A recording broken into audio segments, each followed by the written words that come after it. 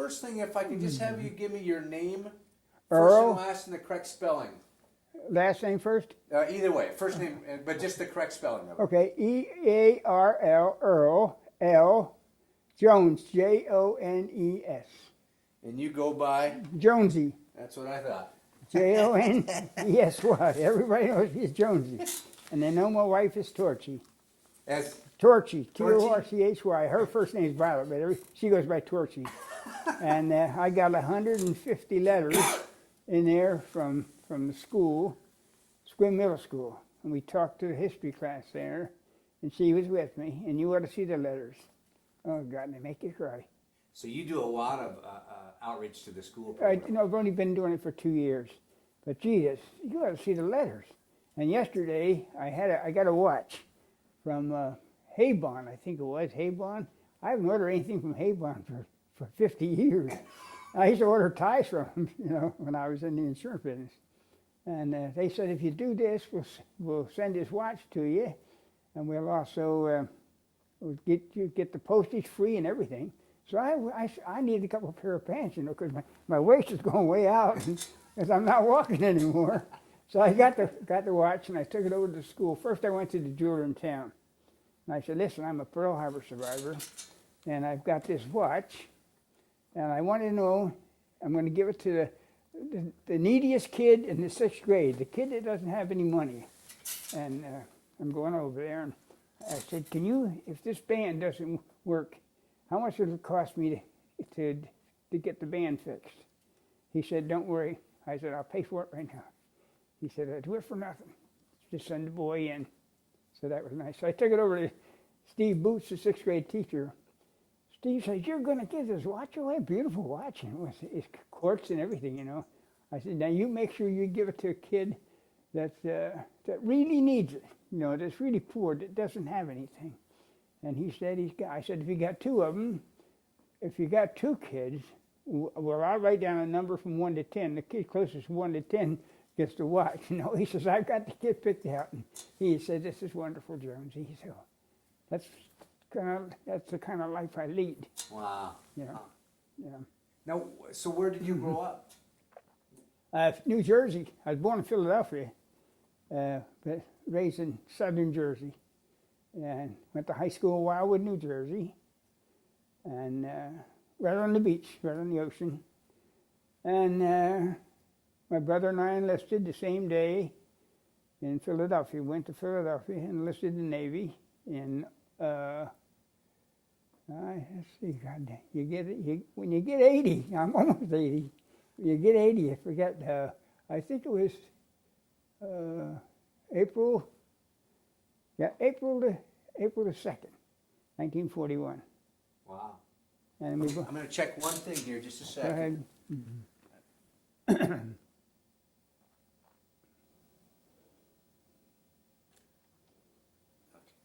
So, how did you and your brother decide to enlist? Why did you? Oh, we were poor. We didn't even have a father. And all through the Depression, we didn't have anybody, and we knew what poor was. And that was a place.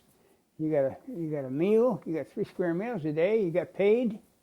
So we didn't go in because we were patriotic. I guarantee you, we were not patriotic. No, we were in there because to eat, to get a room, and get clothes.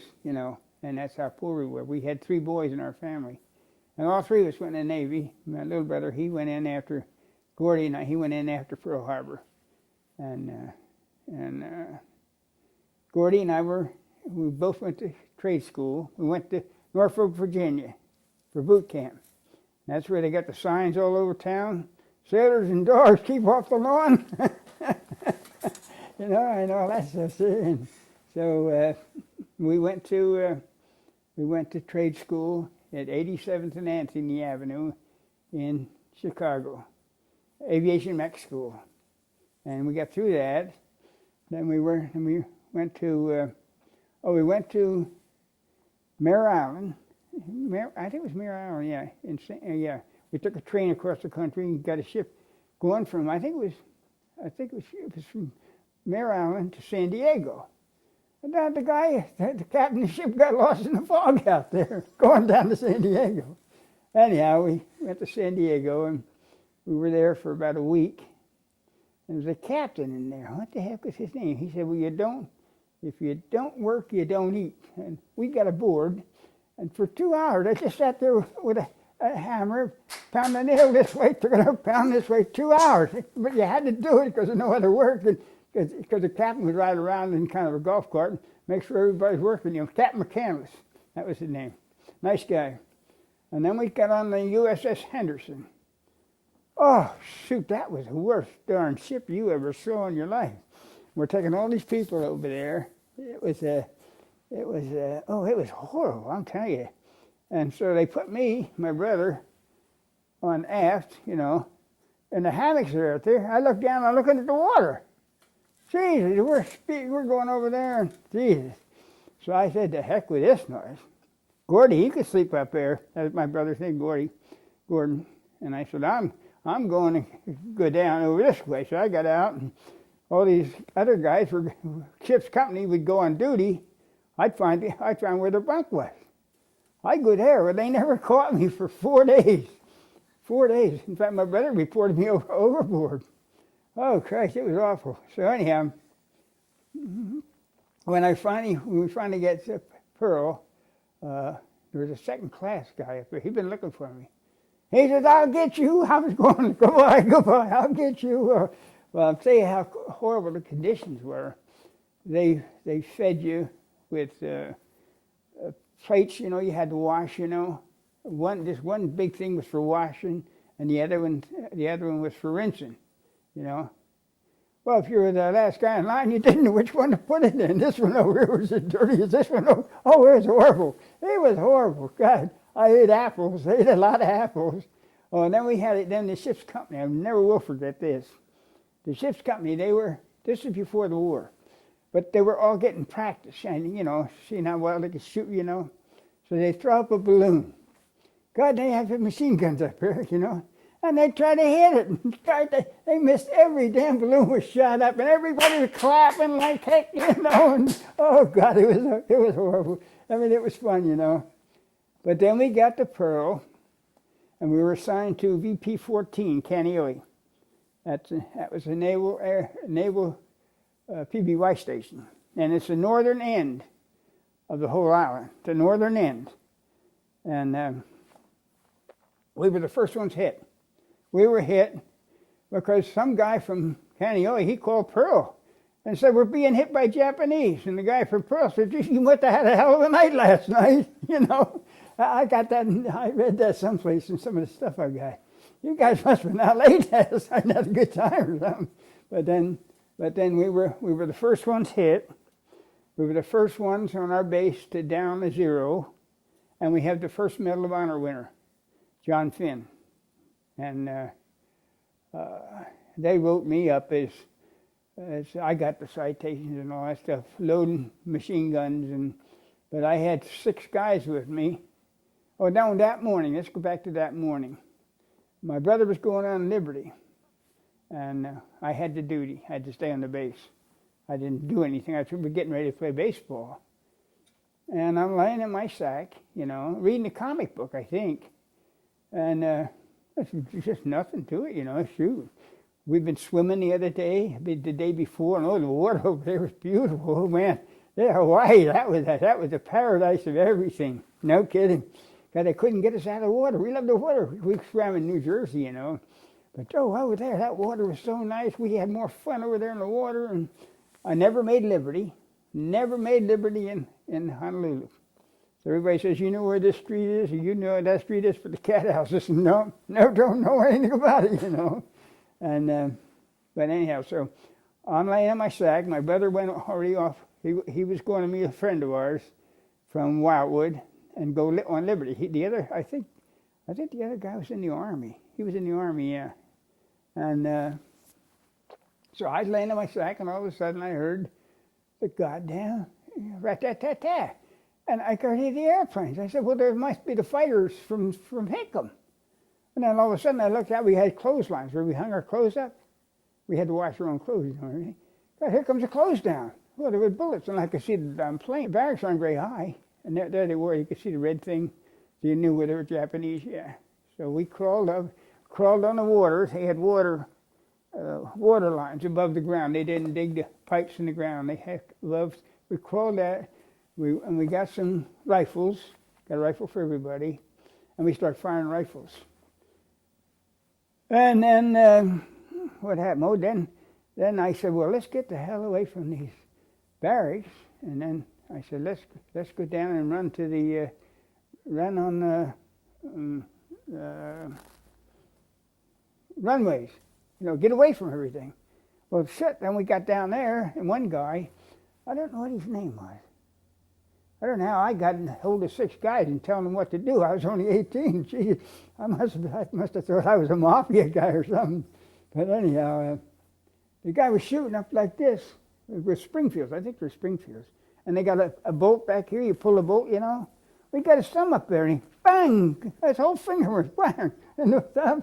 So he's bleeding like a stuffed pig. So I sent him back to the medics. I get back over there where the medic is, And the other 5 of us, we came back because they started bombing the runways. Jesus, that's no place to be in a runway if you can see the bombs dropping. Everything is going haywire. And the one thing, I wasn't scared. I mean, I've never seen anything like this before. It's something your eyes go, oh, Jesus, But I was not scared. Now, I don't know whether I'm stupid but I wasn't. Everybody says on the ships and all, they were scared. But I can swear to everybody, I was not scared. And I think, now, if I were going to go to war today in Iraq, I'd be scared. Because I knew I was going in there. I knew somebody was going to kill me. I knew that before when I signed up, I knew that. But over there, hell, it was a playhouse going in, and it didn't turn out to be a playhouse, but I was not scared. So then the first wave came in, and then the fighters came in first, and then the bombers came in, and everything went on. And then it was a lull. That was the first part of the attack. Then the second part of the attack, I got in one of these little concrete boxes, brick things where they burn rubbish. I got in there where the wind was blowing. Geez, and all I said I couldn't see anything, I'm going around like this. I got a rifle with me. I said, couldn't see anything, I said, get out of there. So I get out of there, and I'm right next to a hangar. I think it was VP-11. I think it was VP-11 because I got a letter that I brought today about a guy that picked me up. And I look over there, and here's these planes coming in, Zeros, sitting there firing everything, and here's a an ensign. He's got a little tiny pistol like this. He's shooting there. Boom! You dumb son of a bitch. I didn't say it to him. Boom! Boom! I said, well, if you got enough guts to stand here and do that, I got enough guts to stand here with you. And all of a sudden, the hangar went up. Complete hangar went up. Everything. So anyhow, they took this. This got me. That was the piece of shrapnel? Yeah, went through here, went right through here, took my whole hip out. They took it out of my back and handed it to me. An IBM chromium plated. Now this part right here, this jagged edge here, that came out with part of my whites. We had whites on that day. When they took it out of my back, if I told high school seniors class one time, I said, "But going through here, I'd blow my brains out." But anyhow, that's what they took out of me, and I had a chromium plated when I worked for IBM. Well, that's amazing, the size of that. Yeah, here, and you can see it. But I tell everybody, look on the bottom, it says made by Ford Motor Company. But anyhow, that went through me. But, and was that from one of the bombs? That was a bomb that blew up VP-14 hangar. We had 3 hangars. We had VP-14, VP-12, and VP-11. I was standing next to VP-11, and then when the hangar blew up, this shrapnel came out and got me in the hip, and the guy that picked me up, George Lee, I've got a copy of his letter that I'll show you, and he picked me up. And there's so much blood on him from this wound. When they took me over to the medical station, John Finn, who got the medal of honor, he was in there. And they stopped working on him because there's too much blood coming out of me. They had to stop my blood. Well,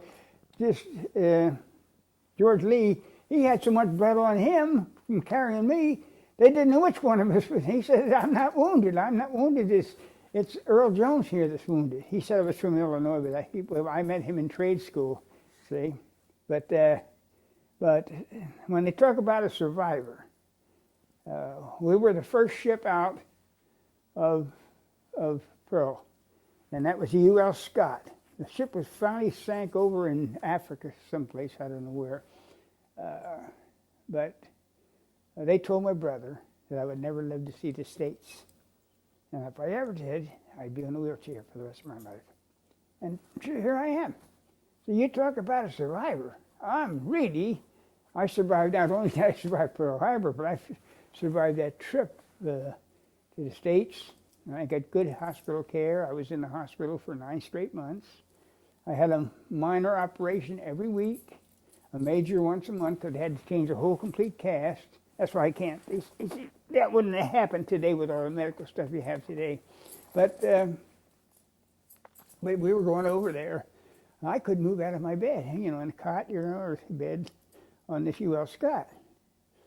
And and that's when they were sinking stuff.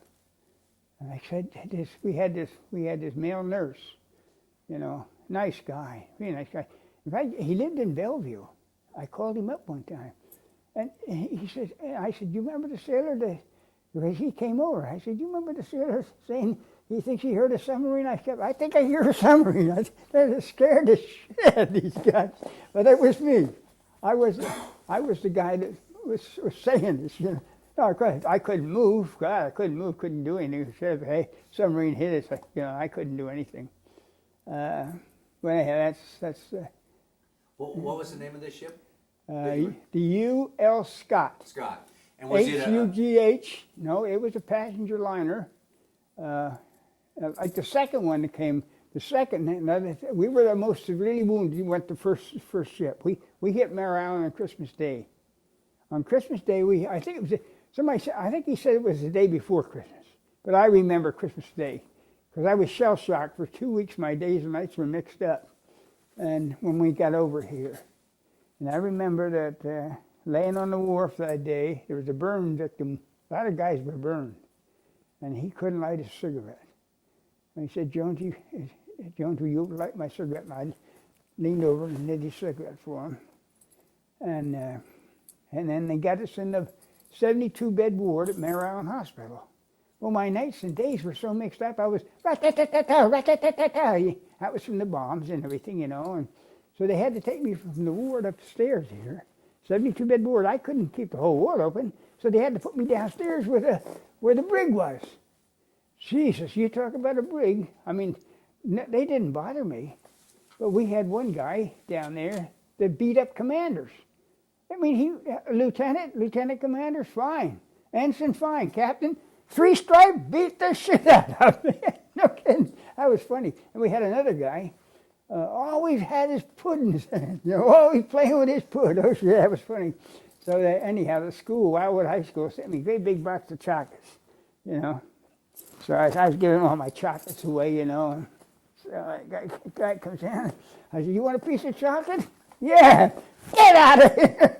Son of a gun, I slapped his hand and everything like that, But so now they put you down there because I kept the whole ward. They couldn't. Well, first they put me in a doctor's office, and I had a big heat cradle over me to dry my cast.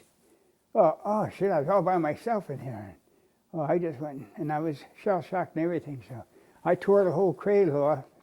I smashed it all up. And so they had to put me someplace. They had to confine me. I mean, I don't blame them for doing it. Shit, I mean, I couldn't keep 72 guys awake all night. And but I finally got out of there, Mare Island and everything, and then they sent me to Corona, Naval Hospital, Corona, California. And then I remember when we got in there, I was put in a room. It said, I think the room said $28 a day. It was Lake Norconian Country Club. I think at that time it was high money, but that's the room I was put in. Oh, it's a beautiful room. And I ran all the crap games in the whole room. Oh, I was in a cast. I couldn't get up. All the guys wanted to come in. Nobody bothered me. I could just lock the door, and nobody came in the room. All these sailors would come in, and we'd throw the dice and all that stuff. We'd play cards, and then we had two Marines, and this one Marine was from Hawthorne, Nevada, and he, what was his name? God, he was a nice guy, little heavy-set fella, but he was the luckiest guy. I think we played hearts, or I don't know, we played poker or something, but he'd always win the money. We didn't pay for pennies, you know. He'd always win the money, so he had a cast on. He couldn't bend over. So we throw the money on the floor, and then he'd go down and he'd take something and go down like this, you know. So then we'd take a duck, you know, a duck where you pee in a duck, you know. A duck. You know what a duck is? It's when you pee in it. It's like a urinal. Oh, yeah. So we'd pee in it, and he'd get down about this far, he'd put the duck down there. So, you know, he couldn't move. He's got a cast on, he couldn't move. Oh, shit, I never will forget that. Never will forget that. Then I finally got out of that. And then I had one of the nurses, I remember that, my first Liberty in Corona. I think we went to San Bernardino, or where did we go, or something. But, geez, I was on crutches and I got drunk. I fell in the ditch with my whites on. You know, I wasn't trying to make her anything. Oh, shit, that was funny. And then on August the 20th, they sent me home from there, and they said they discharged me on the gurney. That was really sad, because I mean I loved the Navy, I really did. I had 3 squares a day. I never had that in my life, and all my buddies, and I played baseball and everything, you know. So, but I had a good time. I had a wonderful life. Did they have an official team, baseball team? Well, when I was in Norfolk. Pickup games. Oh, in Norfolk. In Norfolk, yeah, they had a big, but then I had these 30, and I was only 17 then. And here these 35-year-old guys. Oh, shit, that scared. I got off the baseball team real quick. That scared me. I never played with those old guys before, you know. So, but I had fun in Chicago. I had fun, and I remember 3 of us.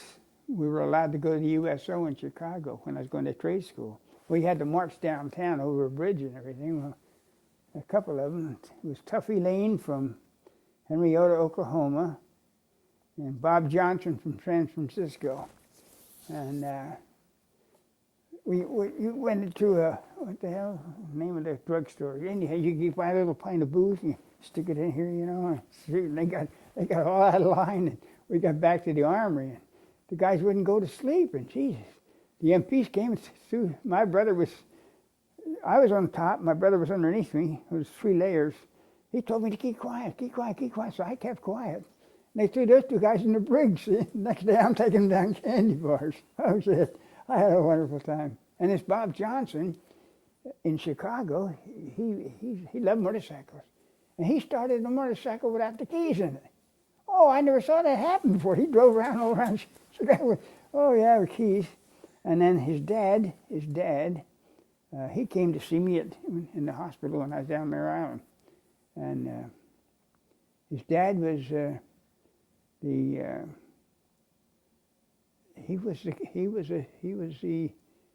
was he the motorman? Yeah, he was the motorman of the trolley car down there. They called this the conductor. I think he'd been married 10 times. And they called him Ding Dong Daddy of the D-line. And his dad was the motorman on that trolley car. And then Bob Johnson, he went to work for him. And God darn if he didn't take a bus home. Geez, he took a bus all the way out of it. He lived in San Francisco. But he took a bus home. Oh, God, he was nuts. But he was a nice guy, though. Real nice guy, yeah. But I've had a wonderful life. Now, did your mom raise you then? You said your dad was gone. So Mom raised us, yeah. Your mom had to raise 3 boys? 3 boys, yeah. So when you went home, when they sent you home, did you go home to your mom, or where did you? No, I came. She was out. She came from Wildwood. She came to Portland, Oregon. She had a sister in Portland. And she came to see her sister in Portland. And when I got discharged from Corona, I came to Portland, Oregon. Yeah. That had to be tough on your mom having all three boys. Yeah, we were all, oh, it was tough. Well, we didn't have anything to eat hard half the time. Oh, no, I mean, you talk about poor, we were poor. And then they got me for stealing a watermelon. And the cops came to the house, the state police, and I said, hey, you can have it, tell the farmer he can have a bag, it's green anyhow. Oh, yeah. We always had a dog and a cat, and always had a bunch of good friends. In fact, one of my friends I called, his name is Jackie Lloyd. I played basketball with him in high school. I thought he'd go to the pros, so I really did. He was so good. I had him out to my house. He was a colored boy. And we didn't say black. We said colored. You know, he's colored. Mom always told us, they are colored people. And I want you to always remember that. So we always did. But he retired from, I think he retired from either Mobile or Sherrill. And he ran for sheriff, and he got sheriff for the county. Jackie Lloyd, yeah. A nice boy. Yeah, and he lost his wife, I know. He told me that, yeah. But anyhow, and then I went to work for IBM. Well, I went to work for Oregon Shipyard, and they needed somebody in the IBM department just to help them clean up. And this Johnson, Anderson was his name, Anderson. And he thought, you went to aviation mech school, yeah. Well, why don't you take a test and see if you can qualify for IBM engineering school? So I took the test and passed it, and they sent me back to IBM engineering school. So I worked for IBM for about 4 years as an engineer. And I couldn't see myself packing a suitcase full of tools around for the rest of my life. So I got to quit that. Then I went to work for Portland Gas and Coke. And then Allstate got a hold of me. And I led Oregon, Idaho, and Washington for 3 straight years in sales. I was the top salesman. Insurance. Yeah. Oh, yeah. Yeah. Huh. Yeah. And then this one, I took some guy up to the Seattle office from Tacoma, and he was an Italian fellow, and I had all his relatives, everybody insured, and he couldn't talk very good English. I took him up to see the sales manager, and the sales manager says, "Don't you ever bring anybody in like that in my office again." Oh, yeah. And so I went back to Tacoma. I wrote a little letter. I quit. And I quit right there. I was getting paid $1,179 a month. And I quit. I wouldn't take that. Oh, I thought that was deplorable. I never said anything about it to anybody. And they hunted me down. They sent a vice president up from L.A. And the president of the company, Calvin Fentress, he was son-in-law of General Woods, who started Sayers. I mean, he was big wheel on Sayers. And he started Allstate. He came to Tacoma to see me one time and shook my hand, and because I was on the leader list every month, you know, and they made good money, had a lot of fun. And let's see what else went on. Now, when you got wounded in Hawaii, where did your brother end up? Well, he spent 20 years. He never got injured, but he didn't get off the base that day. He came back, and he was helping get the planes, but he never knew I was hit. He never knew. I never saw him. Somebody had to tell him that I was hit, you know. But it was, I've had a wonderful life. Everything seems to happen. That's funny. Yeah. So when it did happen, because Adolf and I were talking about this, what it must have been like, because like you said, you got in the service because there was a depression going on. You had 3 squares a day. Yeah. And you got clothes. And in fact, in boot camp, I remember boot camp, we had hats, and they had her name inside, you know, stenciled inside. Well, I saved we had 2 hats, and I saved one of them because we didn't have any clothes, and I learned how to save clothes, you know, and so I washed my hat every day, underwear and socks and hat every day, and so I washed the hat so bad that my name come off of it. So I went to stencil it again, and the stencil came through a little bit. Well, I got some chalk, and I chalked it white, so we had inspection. Then this ensign comes by, and along with the Chief Catchy, his name, Chief Catchy, and they marked it down to my hat. So I got points just taken away from the whole company because my hat, they could see the hat, and they asked me what happened. I told them what happened. I washed it. Well, that was a demerit. And then after the inspection, Chief Catchy gets my hat and he kicks it 6 times. Kicks my hat. Oh, and I wash that hat every day. Oh shit, I was mad. Oh God. And then so anyhow, when I went to work for IBM, I went to school and came back on the West Coast, and I worked in Swan Island and Vancouver. See, Swan Island made the tankers. Oregon Ship made the Liberty ships, and Vancouver made the aircraft carriers, small aircraft carriers. So I'm coming out of the cafeteria in Vancouver. I'm working in Vancouver shipyard then, and here's this chief sailor. I said, "Hey, isn't your name Chief Catchy?" He said, "Yes." I said, "Do you remember me?" He said, "No. I was in your platoon, 91. I had some stuff on my hat. You kicked my hat 6 times." "Oh, you don't remember that?" "No." He said, "Well, listen, you're with IBM, yeah. Can you get me off this carrier?" Trying to get, he was the chief. Didn't want to take that carrier out there, blowing everybody out. Oh, yeah, I remember that. Oh, yeah, sweet. That was funny. That was really funny, yeah. It's interesting. You remember exactly how many times. Not only that he kicked it, but that he Oh, kicked yeah. it 6 times. Oh, yeah. I had. I was mad because I mean, boy, that's one thing you learn to do in the Navy. You know, Mom always told us that cleanliness is next to godliness. You know, and I've always been. And shoot, I got socks in my drawer. Socks in my drawer at home right now that I've never worn because I keep the other ones that I'm going to use those ones first. They're love. What do they call it? Joy. What is it? The sock. Something. What the hell is this? Foot joy. Oh yeah. Foot joy. This is what I got on right now. Yeah. If we had a hole in one, I'd sew it up myself. Mom wouldn't throw it. I'd sew it. So, but I got about 6 more pairs in there I haven't even used yet. But you learn that from that stuff. But life's been good to me. It really has. Yeah, it's been very good to me. Yeah. We got an Elks Club up there that's I have a lot of fun in. I go down there and play 4, 5, 6 with the guys. You know, and you got to get a 6 first, and you get 5 dice. You got to get a 6, and you got to get a 5, and you get a 4. If you get two 6s, that's midnight. You pick up everything. See, and Mom and I were there yesterday afternoon. We never won a pot, Mom and I, but we had a lot of fun. Now, when did you meet your wife? After the war? Oh yeah. I met her at Oregon Shipyard, and she was a key punch supervisor. She was a supervisor, yeah, and. She always broke her machine because she always wanted me to come in and get work on her machine. See, you know. So yeah, after the war, I met her, and we were married in New York City. No, in Collingswood, New Jersey, we were married. Collingswood, and then we spent our honeymoon in New York City in '45.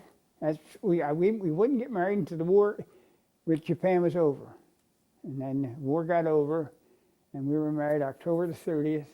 But IBM was such an impressive, Big Blue, was such a big company like Microsoft is today, you know.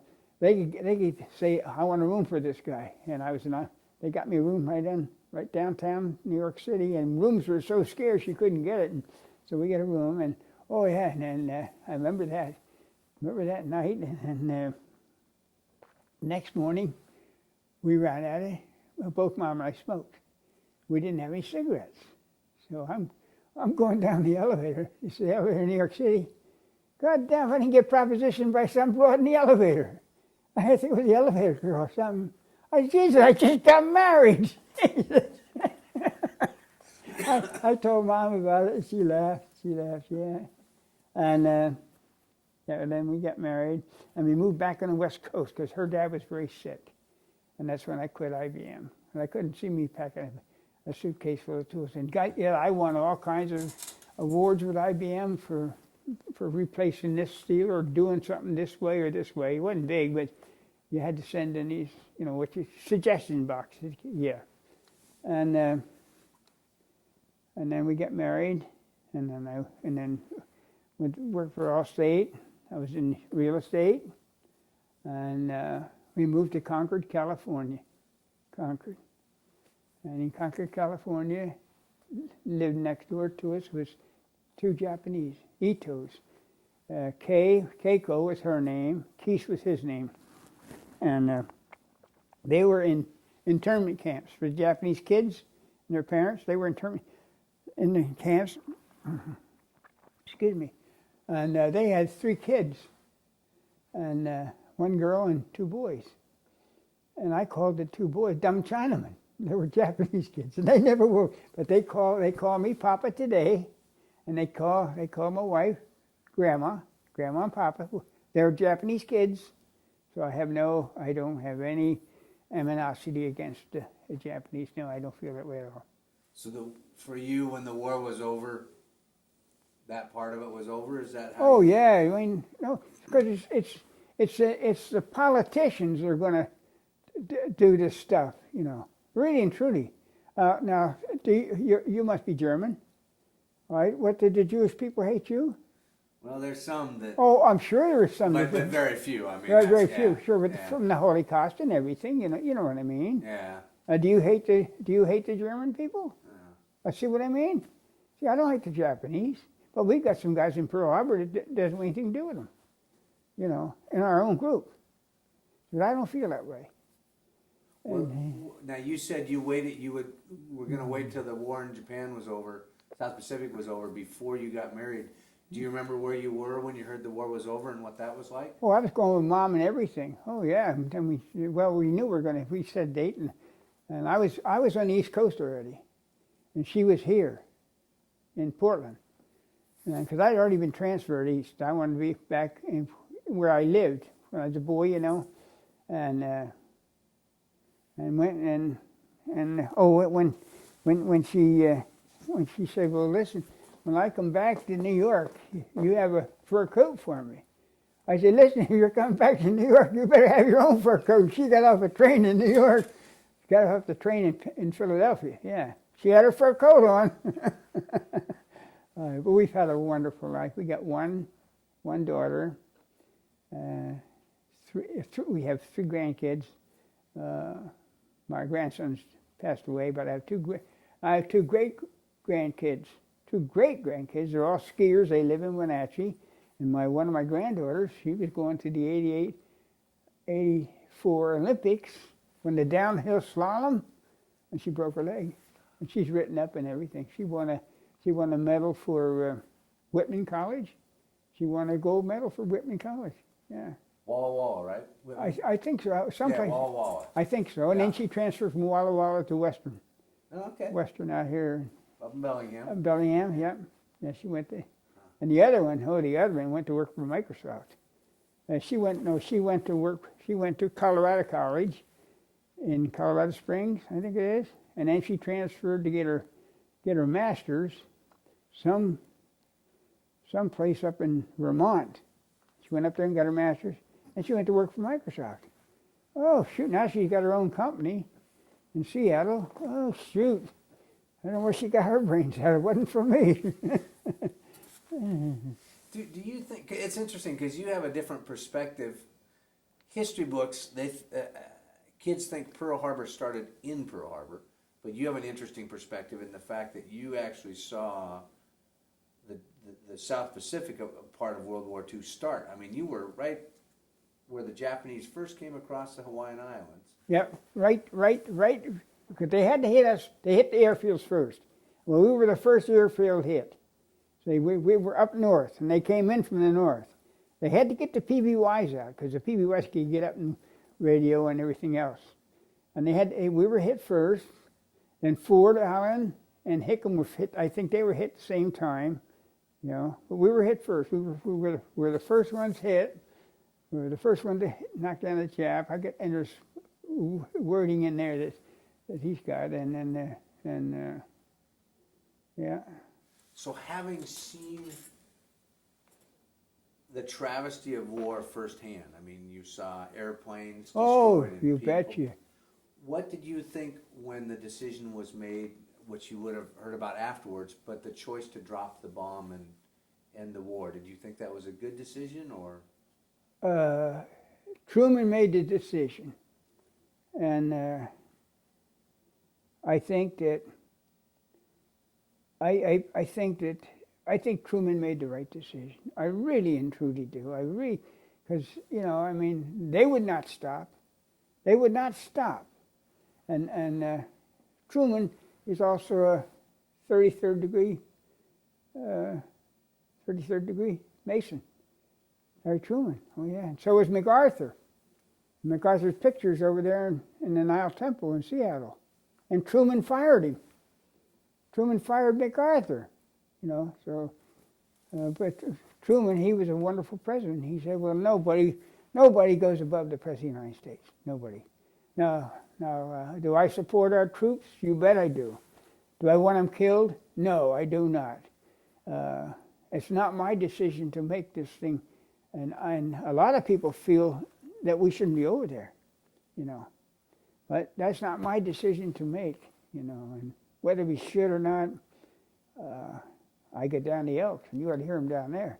That goddamn Bush doesn't know what he's doing. And oh God, there's pro and con all over the place, And I think personally, right now, that the economy's so darn bad. We got to have something to start the economy. There's no way to start it. Maybe a war will start the economy up, and because the economy's down, And but to to support the troops, I support the troops, and I have to support the President of the United States. He's our president. I think where the big thing is going to come, with Korea. I really and truly think Northern Korea. Now the South Koreans are going against us right now, and we help the South Koreans against the North Koreans. Shoot, now we're trying to get China. Oh shoot! It's just one big thing after another. Do you, which is interesting because one big thing after another. Do you think that there's a message that the history books have left out about World War II that you would want your great grandchildren that you'll probably never meet to know? I mean, is there something that we should have learned? Or? I don't. I think every generation is going to have to work it out themselves. I really and truly do. Because what did we learn from Vietnam? Jeez, and that thing was horrible. What did we learn from Korea? Did you see that thing they had on Korea about a month ago? When in Korea, North Korea, all the food that we send to North Korea, it's all going to the army. All of it. People out there starving. They got 1 million people in jail in Korea. 1 million people in jail because they don't believe in the system right now, in their system. My God, and people out there eating bugs. Oh, shoot. We've got the best country in the world right here. There's no doubt about it. But why we should police the whole world, that's something I don't know. I don't know. That's each person's got his own thought about that. And, yeah. Because that's when you talk about the best country. Just the fact that your group down at the Elks can argue about whether it's right or wrong or agree or disagree. Oh, yeah. But, you say you're not... What was the joke I was having down the Elks? They said, you're not supposed to talk religion. You're not supposed to talk... You're not supposed to talk religion. You're not supposed to talk politics. And you're not supposed to talk about somebody's age or something. And I said, that goddamn one Methodist bastard. I say something like that, I have fun down there. They all know me down there. And in fact, I'm going to a charter member dinner in 2 weeks down there. I got a charter member, and I'm number 151. And they cut it off to 493. I just called the Elks, and I asked them if Joe Hall, he's our sheriff here, I play poker with him. I called him, I said, is Joe Hall a charter member? Because I'm going to call Joe and swipe to see if they want to go down with us, and because he's a nice guy, yeah. H-A-W? H-A-W-E. Oh, with an E, okay. Yeah, H-A-W-E, yeah. One time he came over to play poker, and he had a bunch of half silver dollars. I said, Joe, you want to cash that in for dollars? He said, sure. So I gave him a $1 bill, a $6 bill, and a $3 bill. I said, he said, this is illegal, Jonesy. This is illegal, you know. Oh, yeah. He's a wonderful guy, though, yeah. He just got reelected here, you know, in Calhoun County. Well, it sounds like you stay pretty active. Oh, I do. Lots of different, Yeah. go speak with the school kids. Well, school kids, that's one thing. Yeah. In fact, Lee Embry, he brought it up in one of our meetings. You're going to meet him. I don't know when. Tomorrow. Tomorrow. Yeah. Well, he's the one that says, why don't you guys get interested in school? So I went over to the school. God, and they sent me 100 letters. I brought them all with me today. Nobody's ever got that. Nobody. Then I went again and again. Jiminy crickets.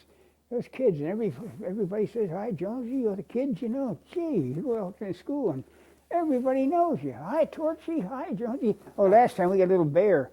I call him Smokey. I got a dog tag for him. Says Smokey. And I got a little ribbon, puts on here. He's got a sailor hat on. And Mom takes him, so we got these letters. Dear Jonesy and Torchy and Smokey. He's 6th graders, you know. So it's good for the kids, you know, and they like to hear what I've done, and yeah, it's just yeah. But you go back and would you do anything different? No, I can't say I would. I got good medical care when I was in the hospital, you know, and of course they didn't have the modern conveniences they have now, or my leg would never be stiff. I used to drive a car, and I built my own house, 2,321 square feet. Wow. And Wow. well, I subcontracted, you know, but I had to nail floors down. I had to do this. If something didn't work, I had to do it. And Mom and I carried in all the cabinets in the whole house, and you know, and stuff like this, you know. But we were active with that. I can't do any more, though, because I'm supposed to stay off my leg as much as I can. Oh, is that right? So now I got a degree. I went to college and got my degree. Aren't you going to ask me what for? What for? Drinking. Where'd you go?